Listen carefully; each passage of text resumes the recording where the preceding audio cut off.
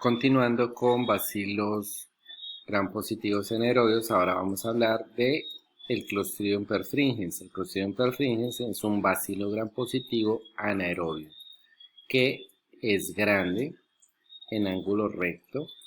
Raras veces se le ven esporas tanto en vivo como in vitro. Crece rápido en medios de cultivo con la presencia de una beta hemólisis en agar sangre, como ustedes pueden ver acá. Se caracteriza por la presencia de una o más grandes toxinas letales que se denominan alfa, beta, epsilon e iota, y a su vez estas toxinas letales se usan para subdividir a los aislamientos en 5 tipos, que van de la letra A a la letra E. Entonces tenemos la toxina alfa, que es producida por los 5 tipos de Clostridium perfringens, que tiene una actividad de lecitinasa o de fosfolipasa C, que básicamente lo que hace es lisar los glóbulos rojos, las plaquetas, los glóbulos blancos y las células endoteliales, causando destrucción tisular, además de toxicidad hepática y disfunción miocárdica, que se caracteriza por la presencia de bradicardia e hipotensión. La toxina beta, que es responsable de la estasis intestinal, que ocasiona la pérdida de la mucosa y formación de lesiones necróticas, que progresan a enteritis necrotizante. La toxina epsilon, que es una protoxina activada por tripsina, que incrementa la permeabilidad vascular del tracto gastrointestinal. Y la toxina iota, que es producida por el Clostridium perfringens tipo E, que tiene actividad necrótica e incrementa la permeabilidad vascular. Además, presenta la enterotoxina, que es básicamente dada por las cepas tipo A, que tiene una actividad incrementada por exposición a tripsina, producida durante la fase de transición de células vegetativas a esporas. Es liberada en ambiente alcalino del intestino delgado en la fase de esporulación y se une a los receptores en borde en cepillo del epitelio intestinal, en el ilio y en el yeyuno, pero no en el duodeno. Esta enterotoxina altera la permeabilidad de la membrana y actúa también como un superantígeno. Esto quiere decir que estimula el sistema inmune en forma mucho mayor que normalmente lo hace un antígeno convencional. Clostridium perfringens tipo A, en cuanto a su epidemiología, habita el tracto intestinal de humanos y animales. Está presente en suelo y aguas contaminadas con heces. Las esporas son formadas en condiciones ambientales adversas, por eso todos los que producen esporas tienen la particularidad de sobrevivir a estos ambientes y hacerse viable posteriormente, ya cuando las condiciones son menos adversas, y esto le da una sobrevida por largos periodos. El Clostridium perfringens tipo B al tipo E no sobreviven en el suelo, pero colonizan el tracto digestivo de animales y ocasionalmente de humanos. En cuanto a la clínica del Clostridium perfringens, se caracteriza bien sea por dos cuadros. Por un lado, las infecciones de tejidos blandos, que puede ser de diverso espectro, desde una celulitis que está manifestada por edema, eritema y presencia de gas no dolorosa, así como compromiso muscular, una miositis supurativa en la cual no hay necrosis o síntomas sistémicos, o una mionecrosis en la cual hay mucho dolor con rápida destrucción del tejido muscular, con diseminación sistémica y alta mortalidad, que se denomina también como gangrena gaseosa. En la fotografía a la derecha ustedes lo que ven es un cuadro de una celulitis asociada a una fractura de tibia en la cual se documentó Clostridium perfringens en los aislamientos microbiológicos. Por otro lado, fuera del cuadro de infección de tejidos blandos, tenemos los cuadros de gastroenteritis que son mediados por toxinas.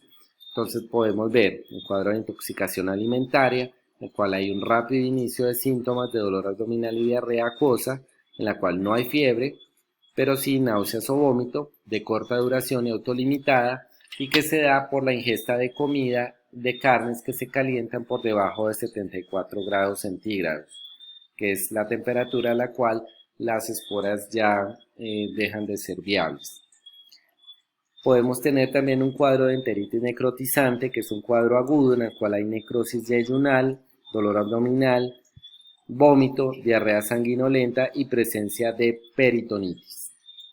En cuanto al diagnóstico, se hace mediante la detección de bacilos gram positivos en los especímenes clínicos en ausencia de leucocitos, básicamente porque dijimos que es un cuadro mediado por toxinas, de rápido crecimiento en los medios de agar y en las botellas de hemocultivos, ya que en heces usualmente no se hace aislamiento de este Clostridium, no son de uso clínico, pero se podría hacer cultivo y también detección de enterotoxinas.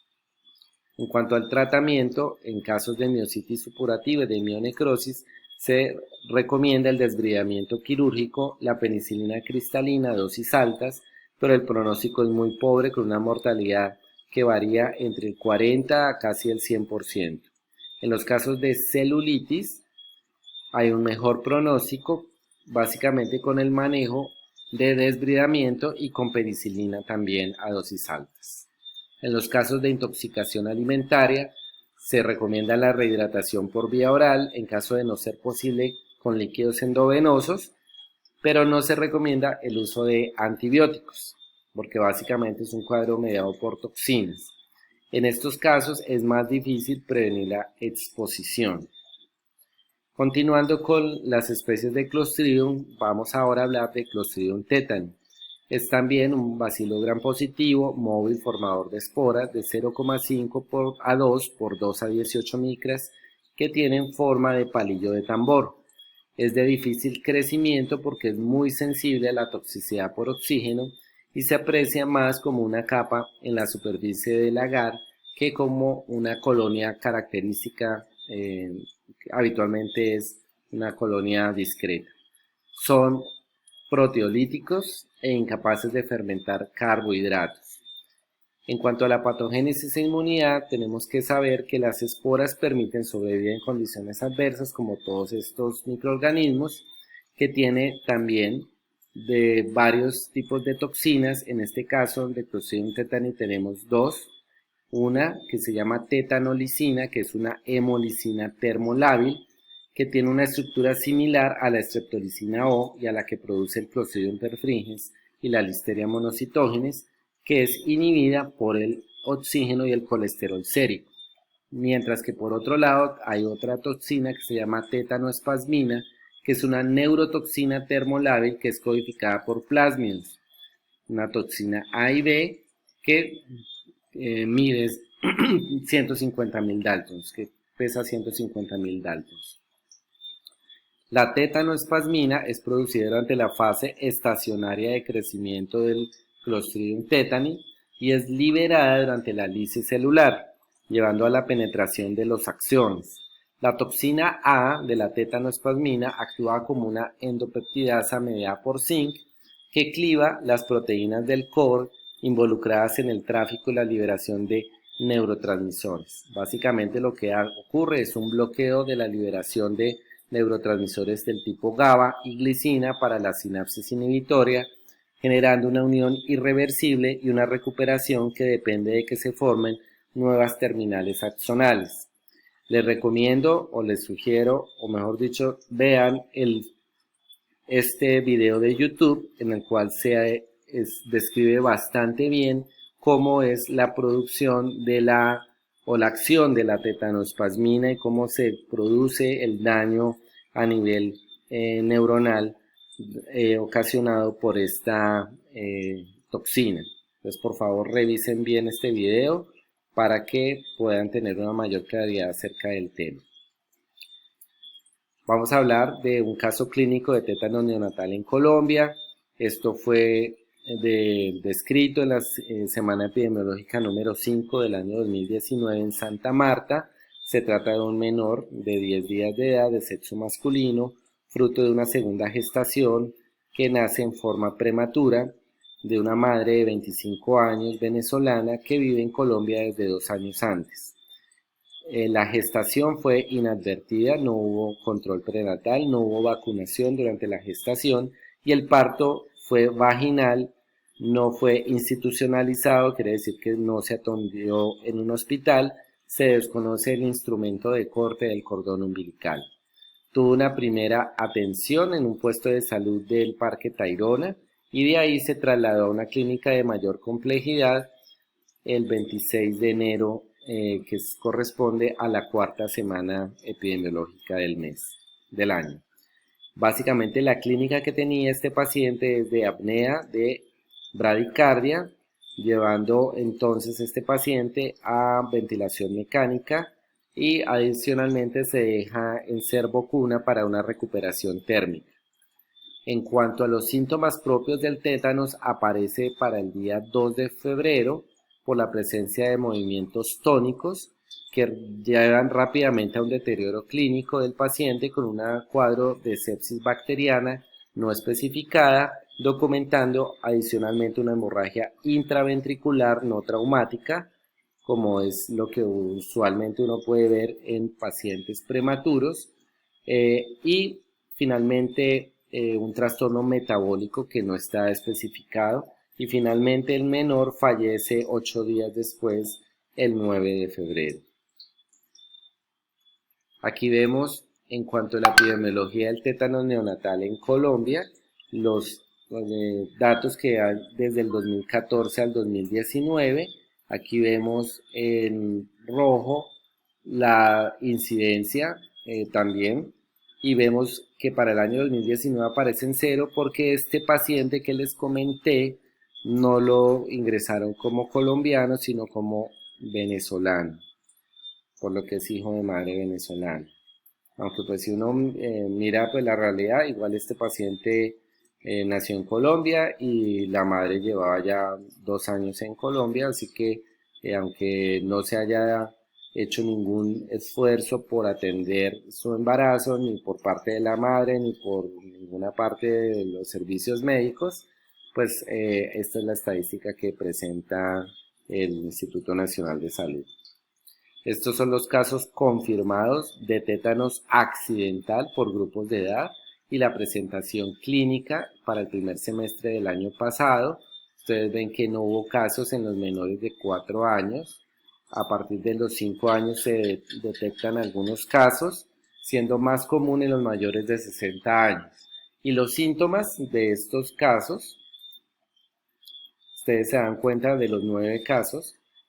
Dolor de cuello, dolor de garganta son los más frecuentes en 6 de los pacientes, imposibilidad para hablar en 4, y disfagia, contracción muscular y rigidez muscular abdominal, así como rigidez de nuca en 5 de los casos. En 8, prácticamente en casi todos, afectación de nervios craneales, y en un porcentaje menor, trismus, opistótonos y fiebre. Fiebre apenas fue presente en 2 de los 9 pacientes con este diagnóstico. En cuanto al diagnóstico de tétanos, básicamente es clínico.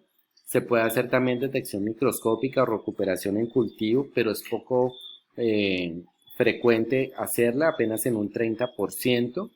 No se detecta tampoco la toxina en el paciente ni los anticuerpos antitoxina, y básicamente si el organismo se recupera en cultivo, se debe realizar un test de neutralización de la antitoxina tetánica en ratones. En cuanto al tratamiento y prevención, básicamente se hace desbridamiento de la herida primaria, uso de penicilina o metronidazol como antibióticos, la administración de inmunización pasiva con inmunoglobulina G humana específica para neutralizar la toxina que no se ha unido, y la vacunación con toxoide tetánico, que básicamente es inmunidad activa, que básicamente hace que ocurra un cuadro de infección la infección no confiere inmunidad, pero la vacunación con toxoide tetánico sí lo va a generar. La vacuna se administra en 3 dosis aplicadas a los 2 meses de edad, a los 4 meses de edad y a los 6 meses de edad, con refuerzo a los 18 meses y a los 5 años, según el esquema del plan ampliado de inmunizaciones, y posteriormente se aplica vacuna cada 10 años o luego de heridas.